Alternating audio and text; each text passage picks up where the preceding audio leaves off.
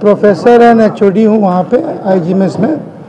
कल हम लोग के यहाँ 6 केसेस हैं सीटीओ बेसिकली अगर हम एंजियोप्लास्टी करते हैं तो एक टर्म आता है सीटीओ, इसका फुल फॉर्म है क्रोनिक टोटल ऑक्लूजन।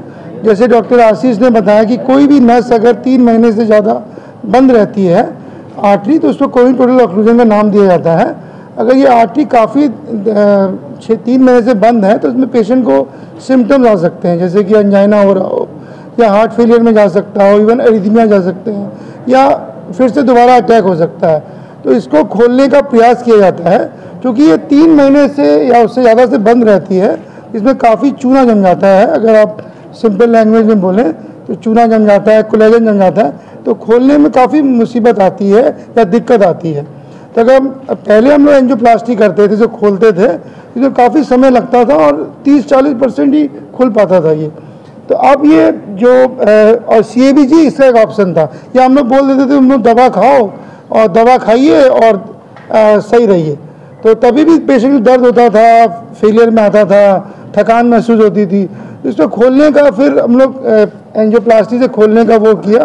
तो इसमें जो जैपनीज हैं दे आर एक्सपर्ट, क्योंकि वो डेडिकेटेड वर्कर्स हैं, डेडिकेटेड मास्टर हैं इसके, और उन्होंने इनोवेटर्स भी हैं। वो उन्होंने काफ़ी इजाद किया, कौन सा वायर इसमें डालें, कौन सा मैक्रो कैथेटर बनाएं, जैसे कि ताकि तार जो है वो एक सीमेंट टाइप का जो आर्टरी बन गई है उसमें पार करके जाए वो।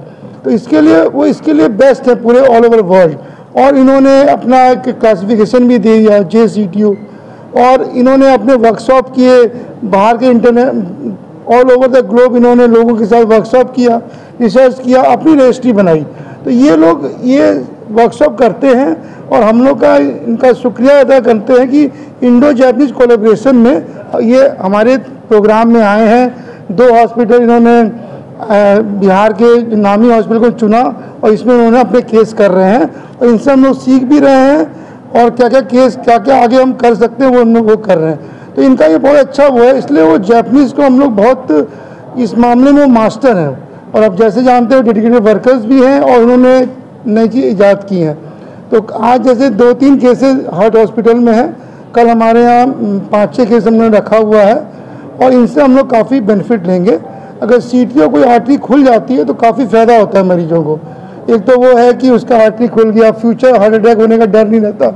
एक आर्टरी ऑलरेडी बंद है, मान लीजिए आगे उसकी और आर्टरी बंद हो गई तो हार्ट अटैक का चांस बन जाता है। पेशेंट भी स्ट्रेस में रहता है कि मेरी आर्टरी, दवा तो खा रहे हैं लेकिन मेरी आर्टरी बंद हर समय खुली हुई है, बंद है, तो वो भी स्ट्रेस में रहता है, डिप्रेशन में जा सकता है। तो खुलने के बाद बहुत फ़ायदा है, और मैं डॉक्टर कोसी मासू का शुक्रिया अदा करता हूँ कि वो यहाँ पे आ रहे हैं और हम लोग अपने टेक्निक सिखा रहे हैं। धन्यवाद। खुलने के बाद दोबारा वो ब्लॉकेज नहीं होता क्या?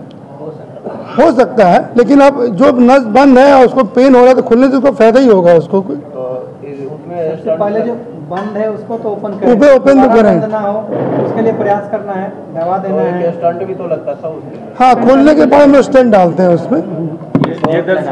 अब मैं डॉक्टर बहुत दिन से बंद है तो उसको खोलना सबसे चैलेंजिंग है।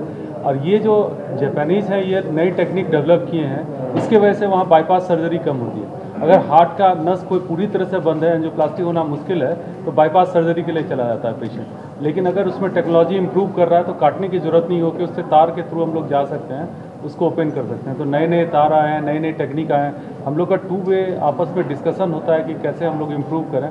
वो हमसे कुछ सीखते हैं, हम उनसे कुछ सीखते हैं। ये सबसे डिफ़िकल्ट पोर्शन है एंजियोप्लास्टी का, जो हम लोग प्रयोग कर रहे हैं, एक दूसरे से सीख रहे हैं। उसी के एक्सपर्ट हैं doctor Kosei Matsuo, is an expert interventionist in chronic total occlusion procedure.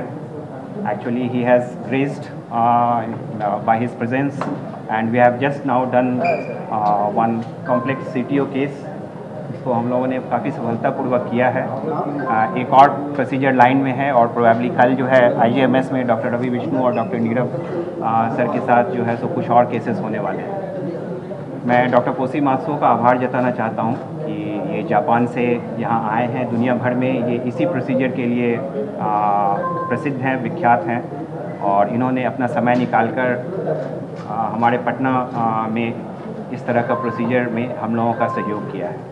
इनके सहयोग से हम लोगों ने इस प्रोसीजर के बारे में कुछ जो जटिलतम पॉइंट्स हैं उसको हम लोगों ने जाना है, और हम लोग अपने आप को डेवलप करने का कोशिश कर रहे हैं। तो हार्ट हॉस्पिटल में आज एक केस किया गया है, एक और केस लाइन में है और 2 केसेस हैं जो पेंडिंग हैं। अगर समय मिलेगा तो हम लोग करेंगे और कल IGMS में है। तो इसके साथ मैं डॉक्टर रवि विष्णु को